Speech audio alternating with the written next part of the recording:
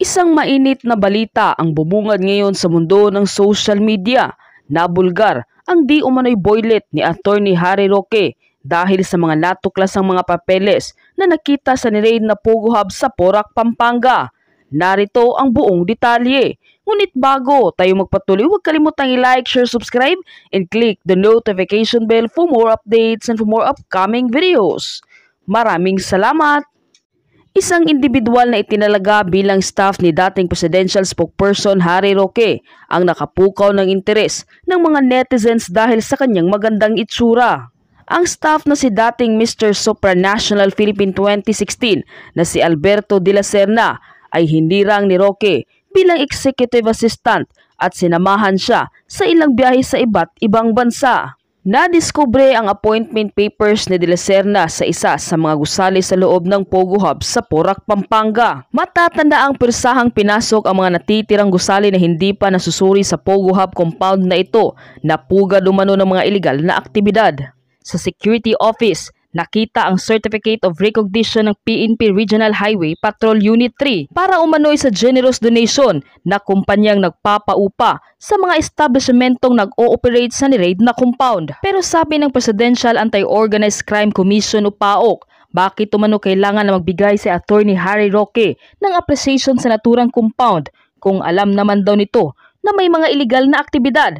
Gaano kaya umano ka-generous o kalaki ang natatanggap ng mga kawani ng gobyerno ang nasa likod nito? Bukod pa dyan ay may isa pang ikinasorpresa ang PAOK. Ang mga dokumentong nakita kasi sa isa sa mga dormitoryo ay ang papers na ito ng isa umano'y executive assistant sa Malacanang sa opisina ni dating presidential spokesperson na si Harry Roque. May petsa itong January 4, 2021.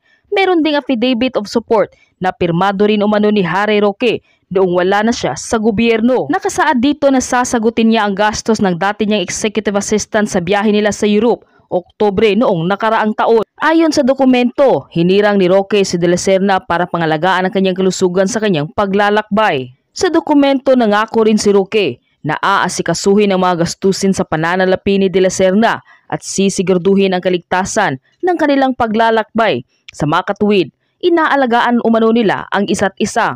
Bukod sa pagiging kasama ni Roque sa pagta-travel abroad sa de la Serna, ay nakakatanggap rin umano ito ng 54,251 buwan-buwan na kabayaran sa pagiging executive assistant ng dating opisyal. Samantala, naging mainit naman ang pagharap ni na Mayor Jaime Capil at si Pampanga Vice Governor Lilia Pineda sa hearing na ipinatawag niya at nang sangguniang panglalawigan ng Pampanga sa mga opisyal ng bayan sa Porac. Ito ay kaugnay sa pagkakabunyag ng ilegal na aktibidad na ni-raid na Pogo Hub sa Lucky South 99. Tunghayan ang kanilang napaka-intense na sagutan. Panuurin, pakinggang mabuti at kayo na ang bahalang humusga.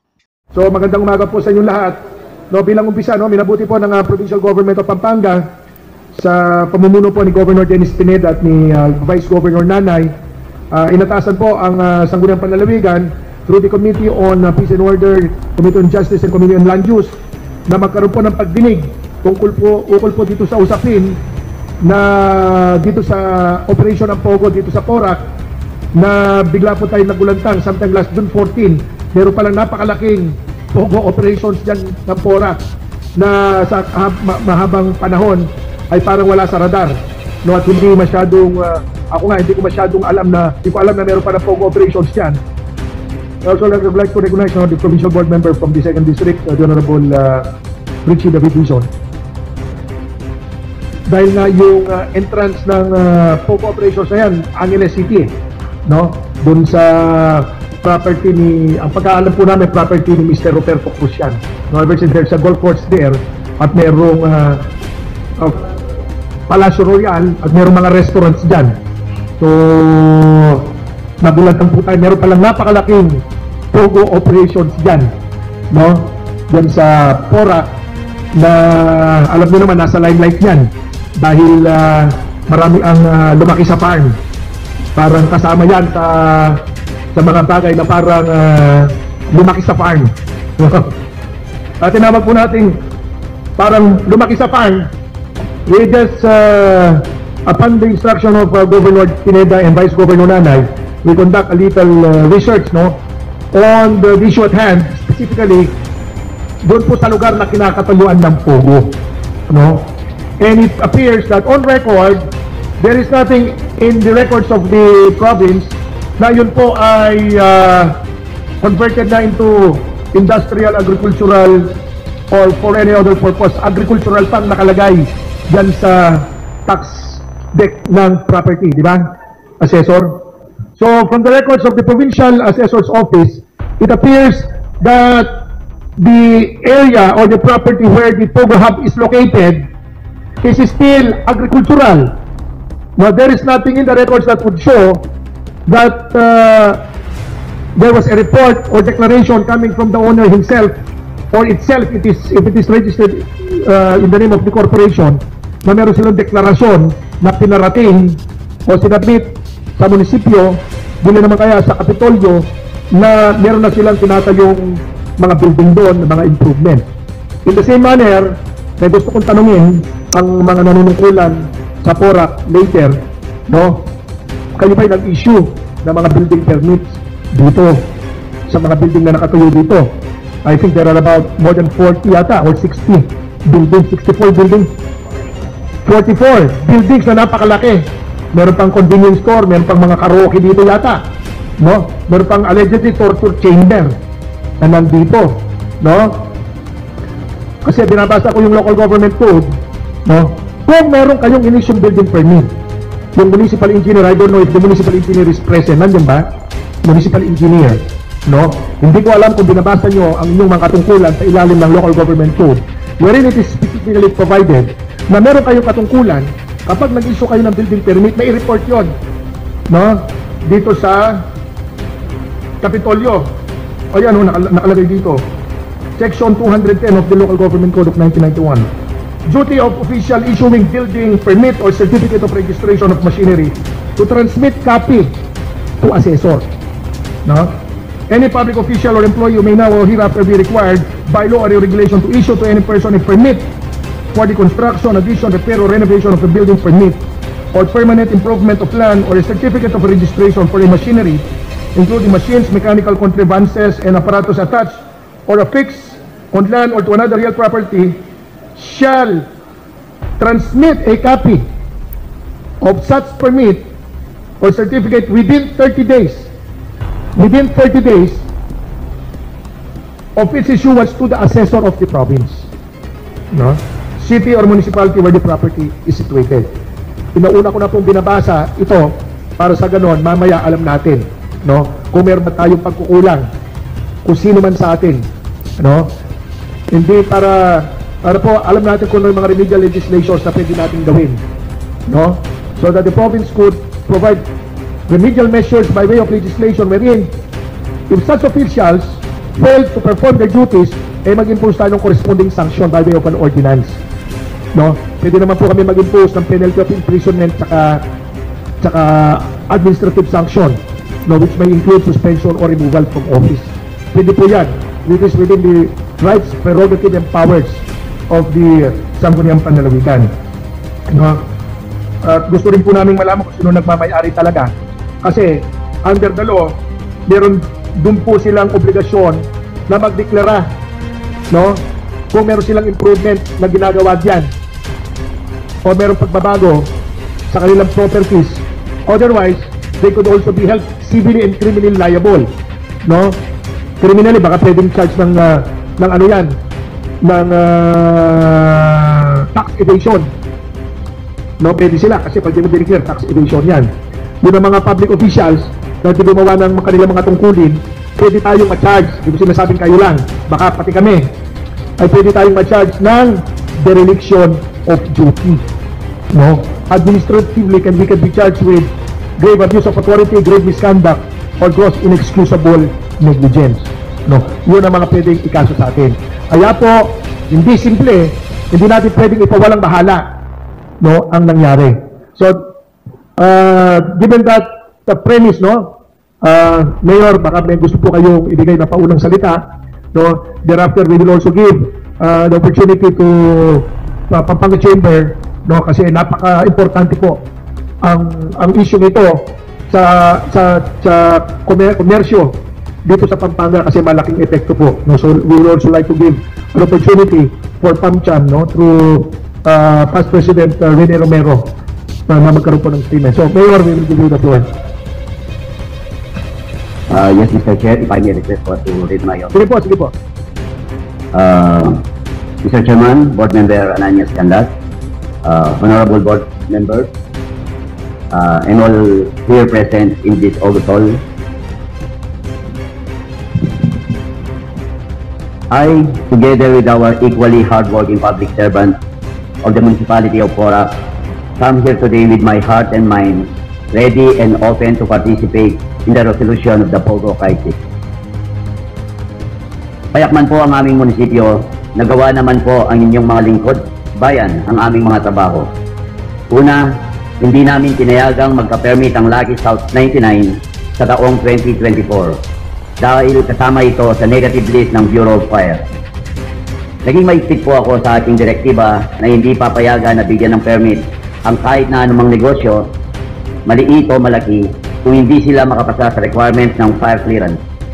Ikalawa, nagawa po naming simulan ang inspection.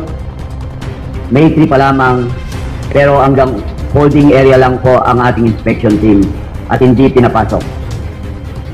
Kasalukuyan po kaming nasa proseso sa ilalim ng pag-iimbestiga sa Lucky South nung na-intervene ito ng operation ng PAOK.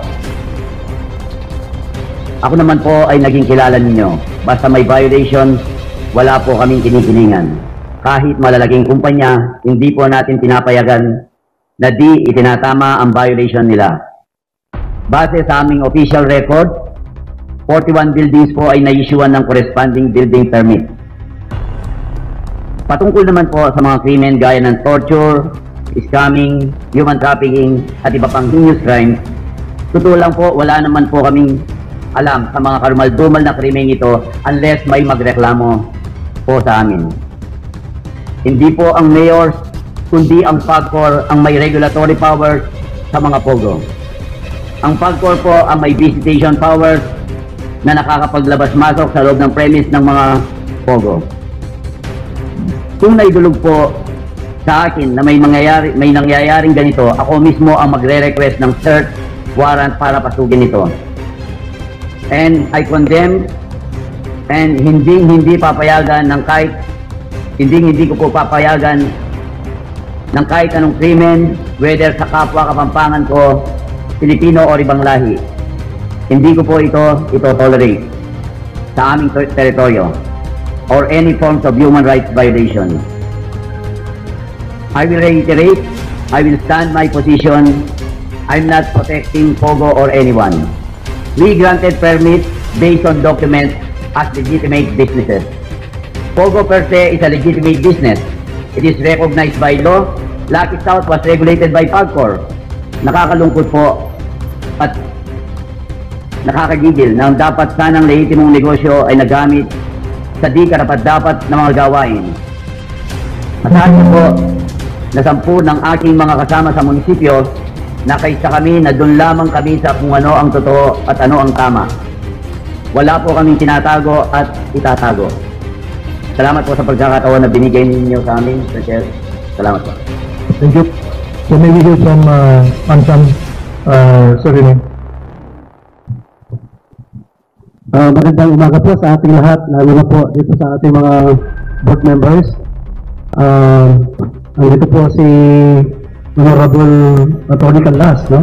Na siya ang nagpe-preside ng ating committee hearing.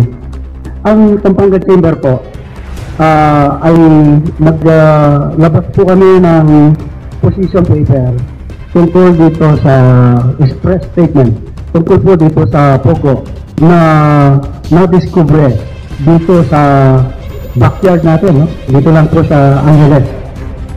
At bago po ito, recently, meron din pong na-discovering malaking POGO dito sa kapit bahay natin, ang Bandang Tarlac, no? So kami mga negosyante dito sa Pampanga, kami po ay nagugulat at medyo nag-aalala sa mga nangyayari.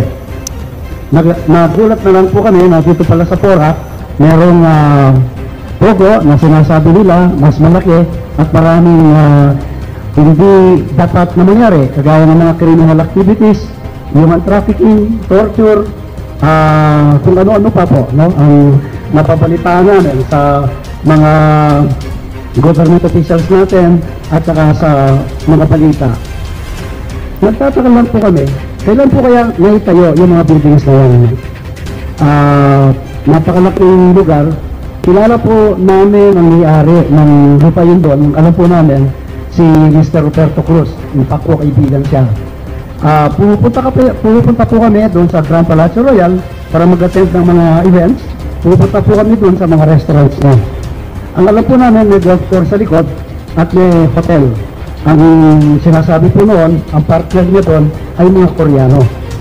And itong recent discovery o raid na nangyari,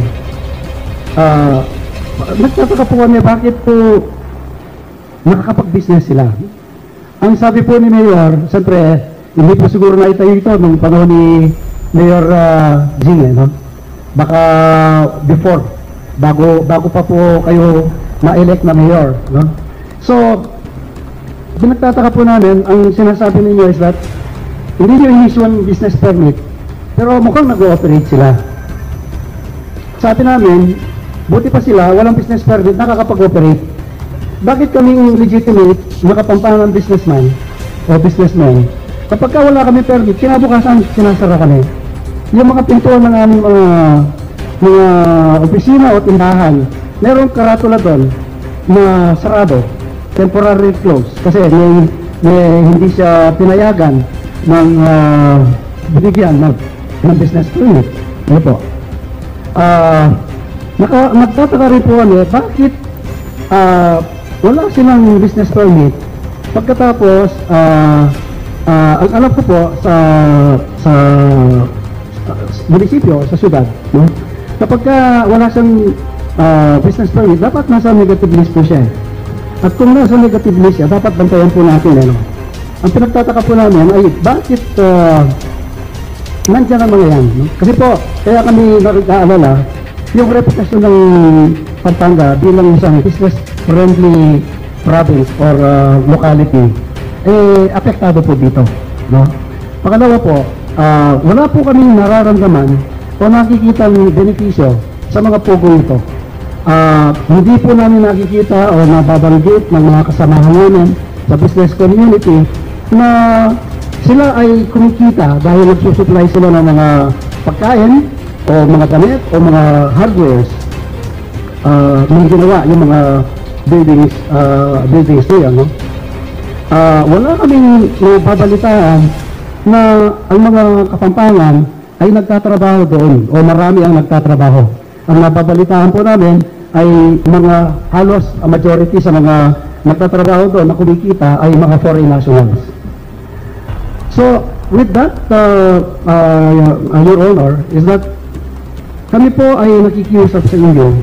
Hinihingi po sana namin kung pwede magdeklara kayo na bawal ang pogo dito sa ating probinsya, whether legal or illegal. Bakit po pati legal? Kasi po yung mga legal, si mismo Senator Risa Hontiveros, nabanggit niya, magpapalisensya siya ng legal, after a while, makikita mo nag-ooperate siya ng illegal. Probably, siguro, yung expansion niya hindi na legal. And where, doon po nangyayari siguro yung mga hindi dapat mangyari na hindi natin gustong mangyari, no? So, nakikiusap po kami sa probinsya, sa ating mga mutulan, sa mga mayor, hanggang doon sa barangay captain ng ating probinsya. Ibawal po natin ang pogo dito sa ating probinsya. Salamat po. Thank you, Coronel. Pinag-issue ba kami ng kopya niya? Mayor Jean, kailan ka huling pumasok doon sa compound na yun? Kailan ang huling mong dalaw doon? Actually, years na po, Nay. Ilang taon na? 3 years po siguro. Nung una, siyempre nagko-contact pa lang sila na... Mag-ano ba kayo dyan?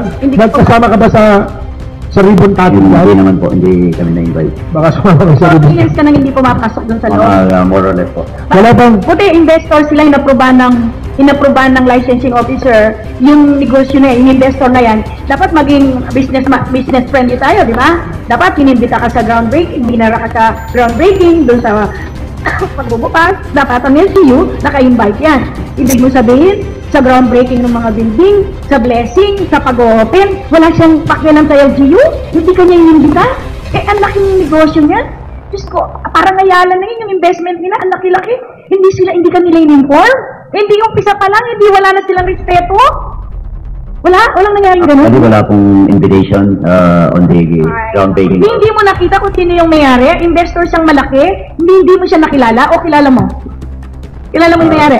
Yung representative lang po. Representative, yung utusan lang. Hindi yung mismo may-ari. Hindi po. Secretary or ano niya? May-ari niya yung Pilipino na yan na representative ng may-ari. Ano minsan, hindi mo nakita kung sino yung member ng mga korporasyon. Hindi mo na-meet yung may-ari. Wala. Hindi man ay. Hindi mo nakausap. Hindi na yun. Yung mga naging available. Kaya nga, but based on your record, these are the only non-available. Madaling na-ohin tayo. Diba? Because anybody can produce. Yung, kailan ba to? Sure. Ano po na ito? Yung Pogo pinag-uusapan natin, so wala silang no object. Guard kayo, sa Tapos? Pogo na pala yung nakalagay, wala man lang silang isinabmit na application. Ang sinabi dito kanina, there is nothing mentioned about pagkor. Para mali yung, oo nga, pero para mali yung pagkakabasa, partner. No? Would like to respectfully request for a letter of no objection for our business. Kasi parang nabanggit ka na for our pagkor business eh. Wala ko nakalagay na Pogo. Diba, hindi.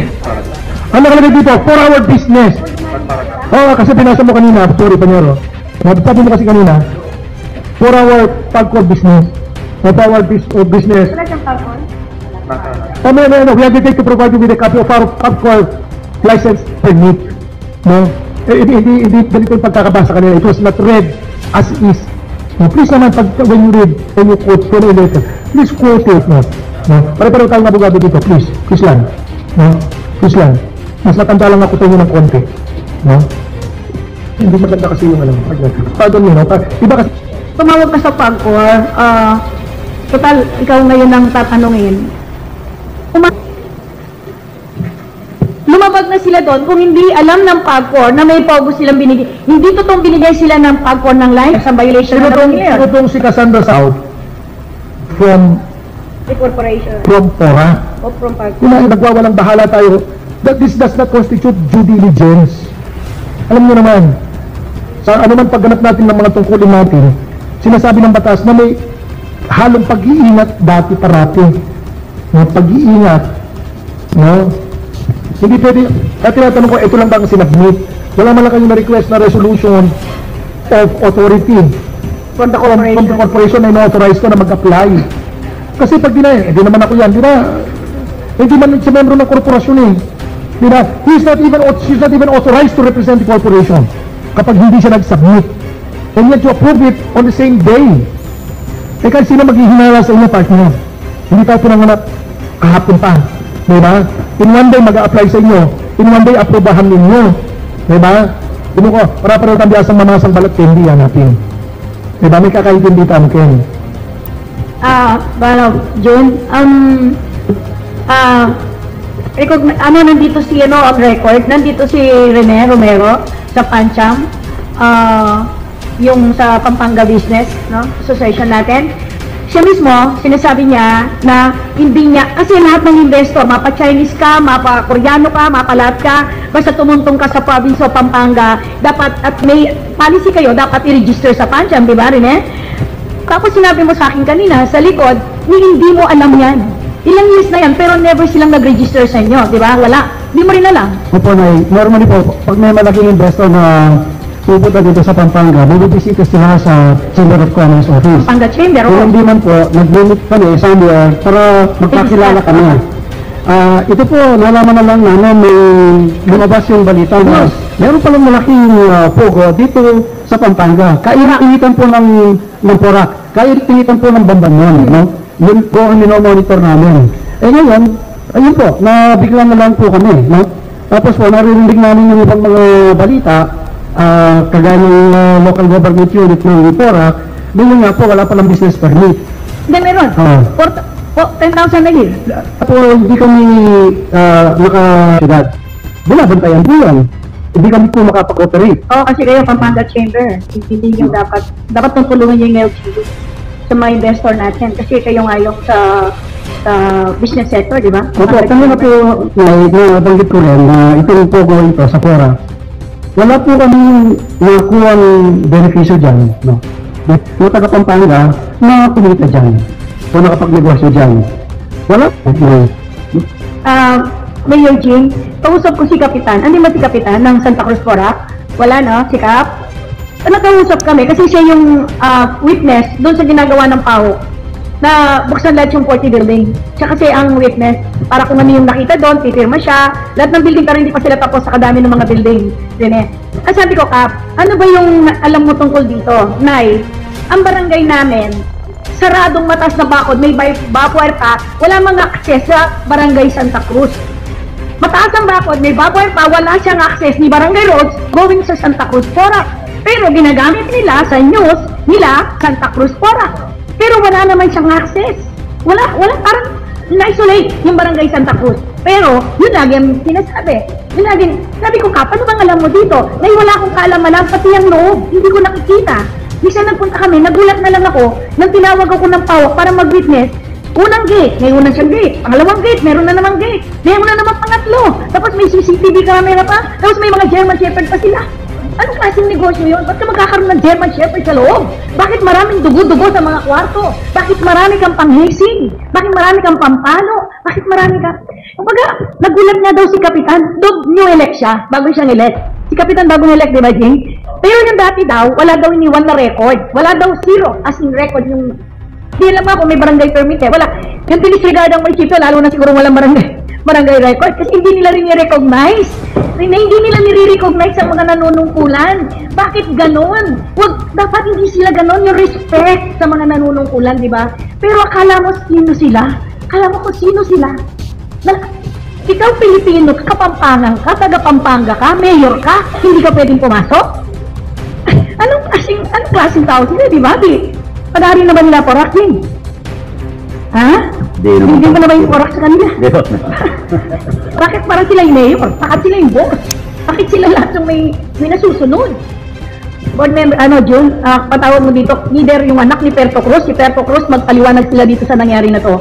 Yung hindi nila pagrespeto sa LGU, sila ang may-ari ng lupain nito, nakikita nila lahat kung anong activities ng negosyo na to, dapat sinabihin yung mga investor niya kasi sa kanya lupa yan. Dapat pinakilala niya sa mayor, sa LGU, sa mga mamamayan, sa kapitan, ito may investor ako, ito yung negosyo nila, ito. Hindi yung mismong mayor, mismo yung mga tao na nanunungkulan, walang makapasok dun sa lugar niya, sa compound niya. Naka-isolate yung lupain niya.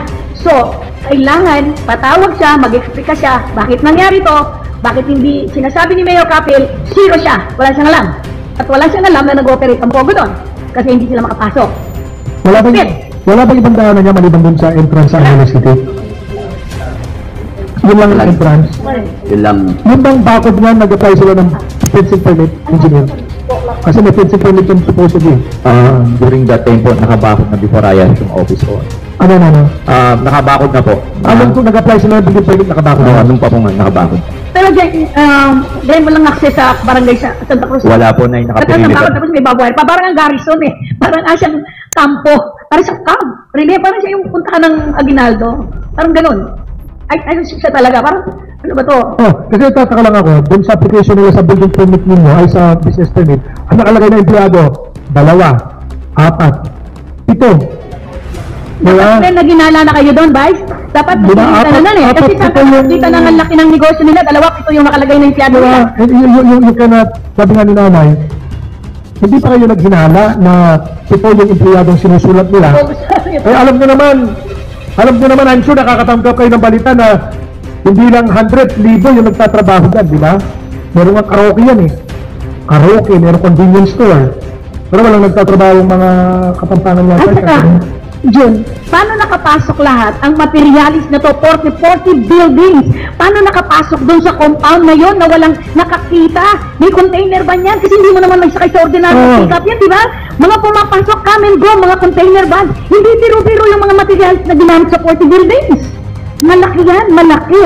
Kasi pwede ka naman magpabistino ng PNP personnel yan. Dapat nag-report na eh. Reported, ganito. Sama mo yung Pwede na lang. Tapos, pwede ba naman?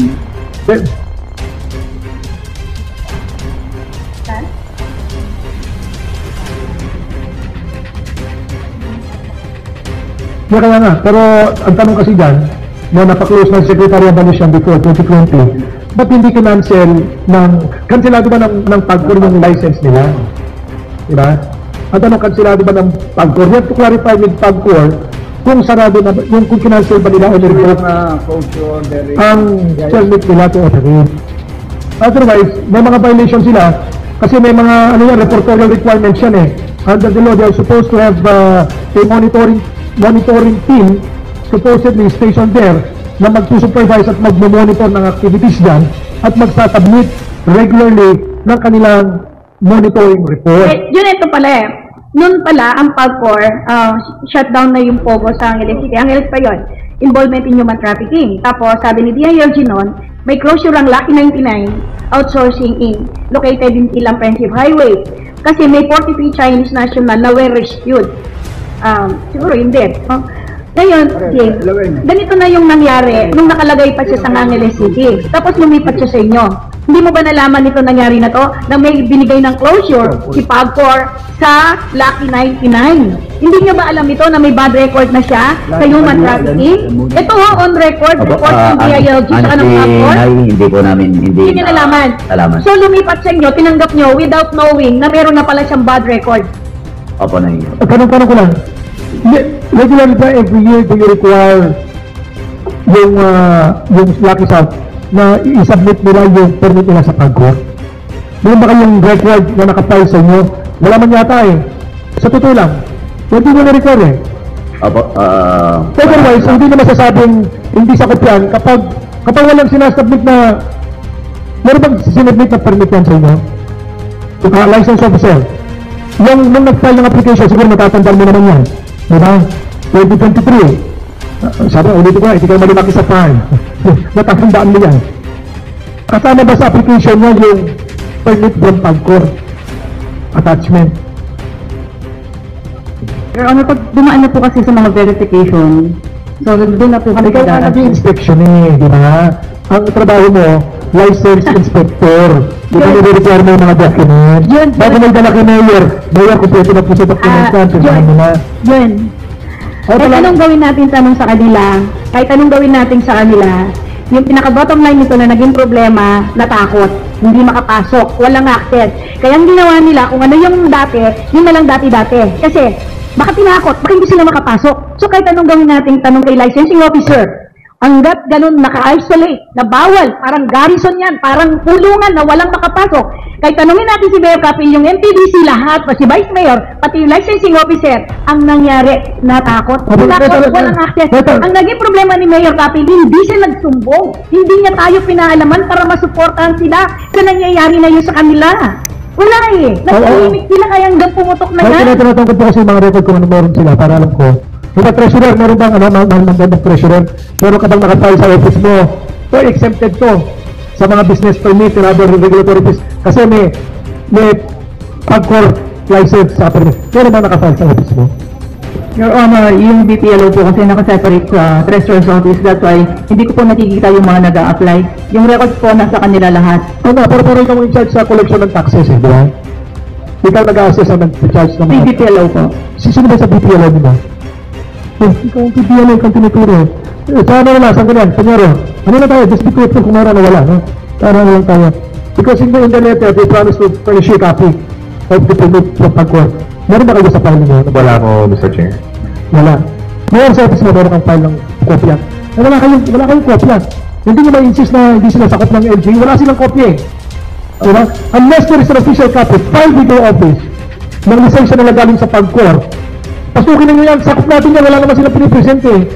Diba? You cannot claim, hindi na pwedeng sabihin na hindi natin sila sakop. Narinig ko yung comment ni PAGCOR, si Agtenco. Ang sabi ng LGU pala, hindi sila, pati PNP ganito yung sinasabi nila eh. Lagi-lagi sa news. Sabi nila, hindi sila authorized. Basta may license ang PAGCOR. Hindi sila authorized. Daw LGU, the PNP o whatever, the AFP, bawat silang istorbohin. Basta may permit ng PAGCOR, di ba, Jay? Pero wala ka naman permit ng PAGCOR eh. Wala po sila pinapakita eh. Sinasabi ko, meron ba nakapile sa record ninyo, sa opisina ninyo, lahat ng opisina ninyo na dapat i-require. O sandali, exempted ka, 10,000 daming building yan, daming operations, merong ano, ba't 10,000 ang babayaran mo, magbayad ka, nagbabayad si Mr. Romero ng 100,000 kasi nag-operate siya ng convenience store. Di ba? Asa ng prueba mo na exempted ka? Ano ba yan? Actually, Hindi, di ba? yung information available po sa amin, nasa website po sila ng passport. Website. Website ng pagod, pero Hindi rason yung kailangan officially furnish kayo ng kopya. Di ba? Kaya tinatanong ko, ang daming nawala na mga hindi naman, it's really more than the revenues eh. Diba? Yan, Ngayon, ang laking tama sa reputasyon natin. laking damage na nangyari sa'yo, Jing. Ang laki ng damage sa reputasyon mo, Mayor Jim. Sa reputasyon ng mga local officials ninyo. Eto, ano yan? Ano bang haka-haka dyan? Diba? Kung di kanti dapat sinasabi, siguro nalagyan ng mga ang LGU ng Pampanga. Diba? Ganun lang sinasabi nila. Kasi one day na-approve yung resolution of no objection, siguro nalagyan ng mga konsyel ng pera. Diba? Walang objection ng Sangguniang Panlalawigan. Diba? Baka nabigyan yung chairman ng Committee on Trade and Industry dyan. Si board member Kalaya. Eh wala naman kami kopya dito, hindi naman sinabit pala sa amin. Yun ang sinasabi natin. Ang daming implikasyon. There's so much implication. Nadadawit tayo dahil lamang sa hindi pagganap o lapses in judgment at sa katungkulan. Wala tayo tatamaan yan. There is something hanging over our heads. The perception that mayroong mga hangkit-hangkit under the table na nagkayarian dyan. Yun ang reputation natin sa business sector. Sandali. Ay kami, legitimate kami. Taga-Pampanga kami. Ba't sila? Diba? 10,000 binabayad, 1,000 empleyado. Tsaka lang mo, ang nangyari, yan si Mayor Jing, siyempre pinag-uusapan na siya kasi Porac Pampanga, hindi lang si Mayor Jing, Pampanga province-wide, di ba? Pampanga Chamber of Commerce, di ba? Kasi kayo, nakabantay kayo. Basta may investor, dapat may policy kayo, naka-associate sa inyo, di ba? Hindi pwedeng hindi siya mag-register sa inyo, di ba? Kasi as a whole, business sector kayo, Pampanga Chamber kayo, dapat nakakalaman lahat, di ba? Pampanga Chamber. Kailangan naka-report siya, i-report ng LGU. O, Pampanga Chamber, meron akong investor. Ganito, di ba? Opo, yung membership po voluntary. Pero, binabagsagan namin, monitor namin, kinakausap namin, mga negosyo rito. Lalo na po yung malalaki. Yun na nga. Pero wala kayong alam. Walang nangyari information na binigay sa inyo. Wala po. Tapos, Mayor Cape, ngayon nangyayari. Ano ang pakinabang ng probinsya? Ang laki ng damage ng Porac. Hindi lang Porac, pinag-usapan, province of Pampanga. Ano na pala natin? 4,000 na 10,000 na business permit? Ang perwisyong ginawa nila? Hindi naman, kumbaga barya-barya lang napunta sa munisipyo? Ang share, ganun lang, 14,000 a year. Maliwanag, pero yung damage natin, abot-abot yata ng buong mundo. So, siguro, Jing, i-justify mo na lang mabuti yung reason mo dito kung saan ka may patataw, kung imbestigahan ka naman. Pero kami, sa hearing natin ngayon, sa totoo lang, may mga lapses kayo. Sa totoo lang, may mga lapses kayo. Una, yung assessor, hindi dapat nakapatente ang 4,000 na year na amilyar sa ganung 170,000 square meter. Para ka lang nag-amilyar ng 1 hektaryang lupa. Yon, assessor. Anungin mo yung nag-retire na yan. May problema siya. Pangalawa, yung business license na binibigay sa kalaki ng negosyo ng Super 99 na yan. Tapos 10,000 lang ang business permit for 1 year. Meron din problema si Treasurer, sa licensing officer. Tapos Vice, ang nangyari sa iyo Vice, Mayor, hindi mo hiniring yung no objection, BPO. Naririnig nyo na, Pogo pala, hindi siya BPO, mali yung empleyadong inilagay niya. Kung BPO yan, dapat 1,000 ang papasok dyan. Hindi 7, hindi 5, Vice. Dapat hiniring mo yan. Hiniring mo, pinatawag mo yung investor na yon ng Lucky 99 ba yan? Dapat pinatawag mo, hiniring mo muna bago binigyan ng business license. Tapos, Jing, yung problema mo, kaya hindi mo siya binigyan ng permit ng 2024 kasi may reklamo yun sa fire department mo. Kulang siya ng requirement. Dapat, ginawa mo, closure, sinara mo. Pukpukan mo, i-closure mo yung business, hindi, i-closure mo.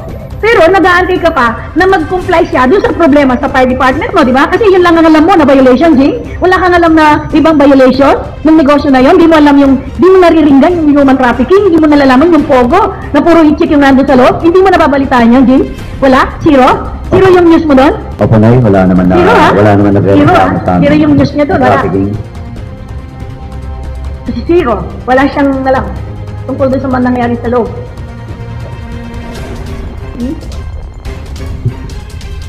Yung net mo, yung police mo, yung ano mo, hindi sila, walang intel. Walang intel officer, walang intel officer. Na-come and go yung mga foreigner, yung mga ganon. Wala, no? Hindi nagre-report siya yung intel officer mo, no? Directly yung intel officer sa mayor, sa akin po. O yung nephew mo, Yung chief of police, Mayor, dapat nagre-report siya yun. dapat nag-report. Actually, di yun namin napag-usapan yung intel report na yun.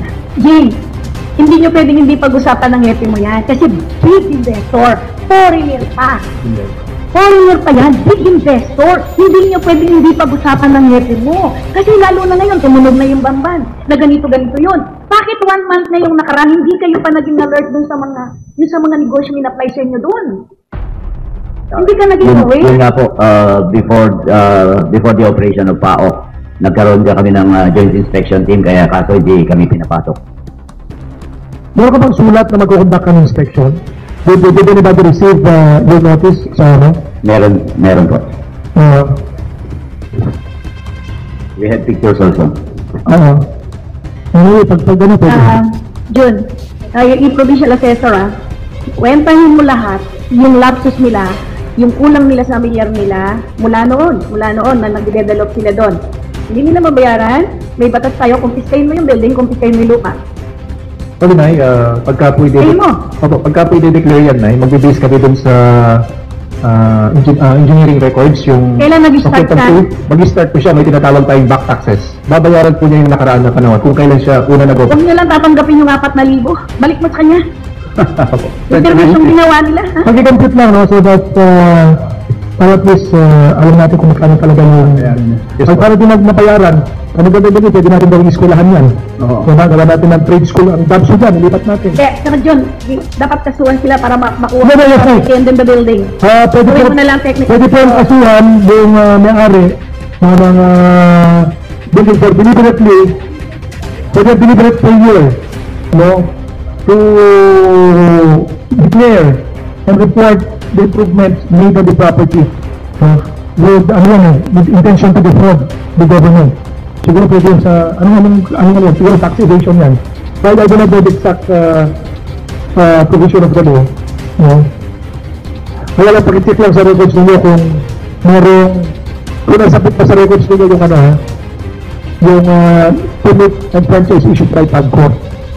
Kasi parang ang nangyari, nag-a-assume kayo na meron, wala naman sinasabi. No? Do not assume something. Kaya sinasabi ko nga sa inyo, pati nga yung letter of request for letter of no objection, wala man resolution of authority galing sa board na in-authorize nila mag-apply sa inyo. Diba pag sabihin na, mag-a-apply ako sa inyo, ito, sasabi ko, nag-apply ang scholar, action na ninyo, na wala mang verification kung talagang totoo ba ito. DNR, may CC ba yan? Asan ang DNR? Meron ka bang CC? Violation na naman yan, ha? Hindi ba kayo nag-ikot, DNR, sa mga ganyang malaking mga investor, mga building na hinano? Hindi nyo nire-require ng ACC yan? Yes po, Vice.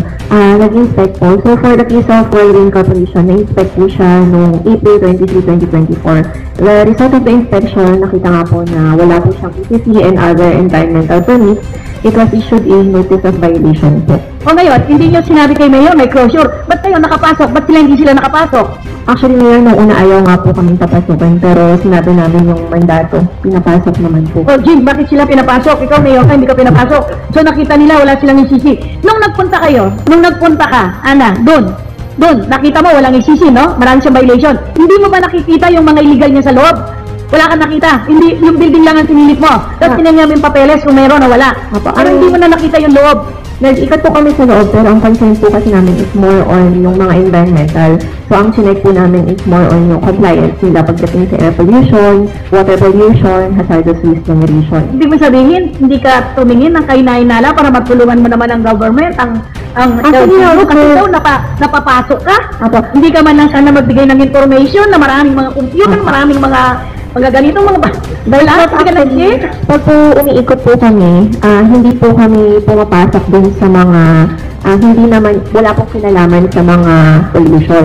Pero during that time po, although, nung may na-receive kasi kami complaint, that's the reason why nagpunta po kami for inspection. Anong complaint? More on sa water po, yung discharge Wala ng silang water. wastewater treatment. Yes wala. po, yes po. Wala silang outfall, no? Wala Yes po. silang ano. So, since wala pong Sinong nagre-reklamo? Yung Barangay Santa Cruz o Angeles City? anonymous na complainant. Pero may nakita mo positive talaga na may problema sa water. Yes po, kaya po na-issue po sila notice of violation. During that time po, walang record sa office. So, ang alam po namin, since ang entrance nila is sa Angeles, kay Centro Angeles po kami nakapag-coordinate. Hindi nyo alam na Porac. Opo, ang initial kasi doon sa complaint is Angeles Porac. Dahil ang entrance po ay sa Angeles Angeles. Porac. Ayun nga po. Angeles So, Pampanga pero Porac. Opo, kaya po kayo sa Centro Angeles po kami nakipag-coordinate. Although nung nalaman po namin na sa Porac po yung area, tinawagan po agad namin si Pedro. Unfortunately po dahil nasa site na short notice at may current activity po sila, hindi po sila nakasama sa amin. Teka muna, sandali, Jun. Ikaw, sabi ni Mayor, yung group niya hindi makapasok, no? Nung ikaw, pinapasok ka, totoo ba 3 yung gate? Nung pumasok po kami, Unang gate? may unang gate. Pangalawa, Tapos po, lakad ka ng kaunti, merong isang gate dito. meron na namang gate. Papasok doon sa parang pinaka-barracks area po Building. na ako. Tapos Kaya, susunod, hanggang doon, yun lang po yung gate na napasok namin. Pero may other parang pa. meron pa po yata dito sa banda rito. Yan. Kaya po kami nakapasok sinong kausap dito. mo? Sinong kausap mo? Ang kausap po namin during that time is yung assigned PCO or Pollution Control Officer po nila. Meron silang pollution control officer? Meron po silang Sa designation. kanya ka nakipag-coordinate? Pero hindi po kami nakipag-coordinate in advance. So ang nangyari po, nag-commute kami papunta doon, kinausap po namin yung guard. From the guard, nag-inform po kami dun sa purpose ng pagpunta namin. Kino-coordinate po nila doon sa designated na PCO po nila. Jane, yung sinasabi mo hindi ka makapasok. Iba naman ang sinasabi ni Ana, ng DNR. Sila, pumasok. Pero pinapasok sila, nakapag-imbestiga kayo, di ba? Opo. Ano yung reason din bakit ikaw mayor ka? Sila DNR lang. Sa pollution lang sila. Ikaw mayor ka. Naimbestigahan mo tong mga activities sa loob. Sino hindi nagpapasok sa'yo? Sino yun? Mga blue guard ba? Mga security? May-ari? Si Perto Cruz ba? Sino? Actually, hindi naman po ako personal na pumunta. Yung Sino? joint inspection team mo namin. Inspection team mo? Yes. Sinabi, sino may sabi sa kanilang bawal kang pumasok? Sino Siguro. nagsabi sa kanila na bawal kayong pumasok dito? Sino, Glenn? Actually po, during the inspection, yung lead namin from Mayor's Office, nagpaalam muna kami sa gate 15 minutes siguro bago kami pinapasok. And then, pagpasok po namin, doon lang kami doon sa road na sinasabi ni Ma'am Anam, pero within the perimeter ng mga buildings na hindi po kami makapasok. Baka naman yung purpose nyo na pagpasok nyo, hindi yung all the buildings, i-assess nyo. Baka hindi naman ganun ang binigay na permit sa'yo ni Mayor na inspection. Sinama nyo lang si Ana. Hindi po namin kasama si Ma'am Anam, Nay. Yung po sa amin is yung joint inspection team po ni Mayor coming from the Pero hindi kayo LGU po. sinabot sa dulo, dito lang kayo sa Yung nga lang pong pakikiusap namin na nakiusap kami na pumasok lang sa guardhouse muna kasi mainit po. And then, nung umikot po kami, yung binigay na contact person sa amin ay sinabi niya wala siyang authority na i-ano sa amin na yung titignan namin. So, Pero tumawag po. sumuwi na kayo, lumabas na kayo. Ano na, doon lang sa perimeter na, in-observe lang namin yung physical attribution at Tinanaw nyo lang, tinanaw nyo lang. namin. Pero hindi nyo pinasukan ng loob. Hindi po kami nakapasok. Pagkatapos nun, Glenn, hindi na kayo pumasok ulit. Hindi na po kami. Anong month yun? May po. Ito May kayo lang? Yes, ma'am. Ang dami ng operation nun. Wala talaga kayo nakita nung pumasok kayo? Parang business as usual po na dun sa yung mga tao, wala naman po. Kailan ba yung application nila ng renewal ng permit? Sa 2024. Kailan na-file? Kaya yun, John. Meron. Kaya ba na? Kasi nag-contact sila May 5. Kailan nag-file? Ng renewal. Di ba January yan? After mo lang ng bamban, doon nagpa-inspection si Mayor. January. Naging aware ka. O, di ba, Jane? Nag-inspection ka, naging nag-aware ka doon sa bamban, di ba? Kaya mo lang may sila pina-inspection. Kaya, di ba, naging aware ka lang doon sa nangyari sa bamban, kaya mo pinapasok ang team mo. Pwede ba makita? Meron ka bang memo sa kanila? Pwede ba makita? Kasi baka sabihin sa'yo, pag umabot tayo sa Senado, nag-ano ka lang kasi na-imbestiga lang yung sa Senado yung sa Bamban. Kaya kung na-imbestiga yung... Kung hindi nangyari yung sa Bamban, magpapakonda ka ba ng inspection? Pwede makakita ng... Pwede furnish kami ng kopya ng report yung... Ano? Di may kasama kang pulis? Yung chief of police mo? Yung team mo? Wala po, Nay. Ano lang, kaming staff sa mayor's office. Licensing officer. Engineering test Kasi ang tanong kasi dito, kung ako magtatanong, ba't kayo magkukondak pa ng inspection? Yung sinabi nga na ni Mayor, nasa negative risk. So, hindi namin even to conduct an inspection tungkol dun sa mayor's permit kasi nasa negative risk na nga eh. Di ba? But, sa Bureau of Fire Protection. Bureau of Fire, like... Ba't ka pa magkukondak ng inspection? Base lang sa negative risk, hindi na kailangan na mag-inspection eh. Yun ang sinasabi ko, di ba? There is still a need to conduct and order an inspection of the premises. I think this is the first time, Mayor. Meron ka bang pinakonduct na inspection before? Simula nung ulit Mayor, nagpa-inspection ka na o ngayon lang, May? August po, nagpa-inspection na rin kami. Anong month? 2022? 2022. Pero ang inspection nyo, meron ng building. Meron na rin po. Oh, meron ng building, pero yung business license, rent out pa rin. Walang comment. Wala kayong result ng inspection nyo ng 2022 na nandun na yung building. Dapat ni-report sa licensing officer o kaya dun sa assessor na, teka muna, ang laki na ng development dito, kailangan na natin taasan yung business license nyo, laki na ng business niyo eh. 40 buildings, tapos yung assessor dapat, tinaas na nyo yung assessment mo ng RPT mo, di ba? Hindi yung nakapatente sa 4,000 at saka sa 10,000. For the record, in fairness to the PNP, meron silang sulat kayo si PG, no? Dated March 24, 2024. We're asking for your assistance for purposes of identification of closure of POGO companies which are operating in the municipal code without necessary permit. And the Chief of Police shall coordinate with the good office on the undertaking. No? Isa rin po yan ang nag-prompt sa amin, kaya nagkasapo kami ng joint inspection team. Sana sinama mo yung police mo kasi sila yung nag-request sa'yo. Oo, kasi ang sinasabi sa'yo, requesting for assistance. Yes. Diba? Shall coordinate with your good office. Nag-coordinate ba sa'yo yung Chief of Police? Hindi kami nagkausap po. Kasi meron ka Pero na. tinanggap mo yung letter. Tinanggap pa kayo ba sa Office of the Mayor yung letter? Na-receive po kasi sinight nila sa sulat eh. Anong month yan, Jun? Nung pumuntok ng Bamban? March 24 po ito. Pumuntok ng Bamban na? Pumutok na ba yung Bamban nun? Hindi pa. Kaya wala pa po yung Bamban. Yung sumulat si PD ng ganyan. Kasi daw may mga reported incidents in the province involving POGO na ginagamit po yung nila for illegal activities such as money laundering, kidnapping, and other violent cases. Meron po. Ang pa ng Office of the Mayor. Nakareceive po ito na eh. Yung nabasa mo to? Ay. Nabasa mo? Nung nabasa mo, na sinasabi ng PD, ng PNP, Pero po sulat ang kapulisan natin ay. Anong inaction mo nun? Pinalabas mo sila Glenn ng May. Opo, Nay. Pinalabas mo sila to inspection yung ano. Yes. Dapat, kinuha mo yung team ng police mo dahil sa'yo nagsasabi na mayroon silang report na ganito, dapat pinasamahan mo ng police sila Glenn, ng meti mo, para ma-verify yung inala nila na mayroong illegal na pogo dun sa loob. Kaya lang, nabasa mo itong letter sa'yo ni PNP, hindi mo siya kinausap. PD, ano ba itong sinasabi mo na may illegal dito? Pwede ba, ano yun natin to, pasukin natin, kasama kayo, ganun. Pero hindi mo siya kinausap, din kahit natanggap mo yung letter niya. Actually, yun po ang action taken namin. Action taken to, hindi mo binerify kay PNP kung saan nanggaling yung kanyang information na may illegal activities ng pogo sa loob. So, hindi kayo nag-face-to-face sa PBA. Hindi kayo nag-face-to-face. Niutusan mo lang sila, Glenn, na pumasok doon. Ang mga officer mo, department head mo sa munisipyo mo, hindi nila alam kung ano ang illegal at ano yung, iba kasi ang trabaho ng pulis pagdating doon sa intel nila na sinulat sa'yo. Ang kailangan talaga na bigyan mo sila ng assistance with your department head, mangunguna yung PNP kasi sila yung nakaalam ng intel report na may illegal na pogo doon sa loob. Kasi dapat, pinausap mo, sa letter mo, sabi niya, Mayor, bigyan mo kami ng assistance kasi meron kaming naririnig, may intel na may illegal na pogo dito. Tapos, kinausap mo yan, yung PNP, o sige, Department Head, MPDC, Treasurer, Licensing Officer, samahan nyo yung samahan mo to, pumasok tayo doon.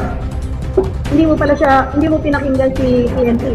Hindi mo siya kinausap. In fact as early as August 25, 2023, meron pong request of PNP for assistance to conduct an inspection of the site. Tama, no? I'm reading from the letter of Mayor Kapil, no? By Municipal Administrator, Panyara. Yes, Ito, galing sa ito. This is an initial summary of preliminary findings and So it appears that as early as 2025, there is already a letter coming from the PNP requesting assistance.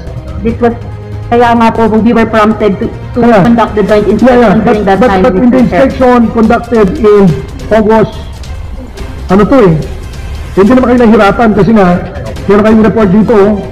During that time, Mr. Chair, we were also with the from the PORAC PNP. Yes. They were included. They joined us during the inspection. During the inspection, the team was met by the owner's representative and manager. Diba? So, hindi dahilan yung hindi kayo pinapapasok. Kasi pinapapasok kayo before. Diba? Engineer, pinapapasok kayo dati. Kayo, no? The joint inspection team is composed of the following: Mr. Cecilia Tutico, Dennis Lisin, Annabel Yumul, Marway Malyari, at si Lieutenant Colonel Guardia. Ito, meron eh. O meron, no? This pertains to the inspection report. The team was assisted by the representative of the firm during the inspection interview. The findings of the inspection are as follows: the absence of a drainage system in the area since the initial inspection last August 23. The firm failed to comply with the documents in proper waste disposal. Sino engineer Jocelyn Buwan? Nandito? Mr. Chair, wala po siya dito. Siya po yung acting member po namin at that time. Oo. Di ba dapat i-require yung ano? Ba't hindi na naka-indicate dito? Walang occupancy permit. Diba, but nowhere in your inspection report has it been mentioned that there was no occupancy permit ever issued. Yun, nakita na pala nila yan, may violation sa drainage, may violation sa Pero bakit yung licensing officer hindi niya pa tinaas yung ano? Tinaas yung kanyang business permit, yan laki-laki na pala, nakapasok na pala. Kasi, kaya na namin kayo tinatanong dito, kasi itatanong sa inyo yan. Diba? Itatanong sa inyo yan. Ano yung sasagot natin dito? Sasabihin nyo, hindi kayo pinapasok. Eh, pinapapasok kayo before eh. Pinapapasok kayo. Ito, joint inspection, as early as the PNP has been requesting the LGU to assist them for the conduct of an inspection because of reported violations, no? Kasi hindi naman sila basta-basta makakapasok. PNP yan eh. Mangangailangan ng search warrant yan. Unlike the LGU, no? In the exercise of our supervisory and administrative regulatory function, hindi tayo nangangailangan ng search warrant para mag-conduct ng inspection kasi kasama yan doon sa requirement ng mga business permit. Diba? To conduct an inspection at any hour of irregular business, reasonable hours of the business day. And to conduct an inspection, written inspection of the premises to ensure compliance. Ganun yan, mga ano natin eh. Mr. Chairman, sabi pong negosyante, ang alam po namin, yung mayor's office, may visitorial power. May visitorial power yung business establishments. Kaya kapag ka po sila ay pupunta sa amin, hindi po namin pwedeng sabihin sa kanila hindi sila pwedeng pumasok. Kasi hinipok nila yung business permit naman po. Kaya nagpapatulong ang ating kapulisan kasi nga pag silang pumasok, nangangailangan ng search warrant yan. At hindi sila basta papapasukin. Oo po, Nay. Kaya lang, kaya ako na tinatanong ito kasi itatanong sa inyo to. Itatanong sa inyo to. Diba? Itatanong sa inyo to. Kasi nga as early as 2025, as early as 2024, hindi pa po naputok yung issue sa Pogo sa Pamban, meron na request ang PNP na magpapatulong because of alleged illegal activities being conducted. May nakadalawa. Base dito po sa sulat.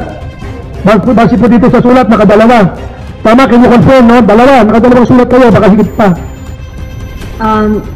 We have several copies of requests, sir, not only addressed to the good mayor, sir, but also including the barangay captain, sir.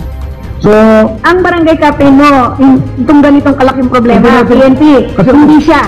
Office of the Mayor lang yun. Kasi kawawa din naman ng PNP. Wala siyang, hindi mo siya dapat yan doon.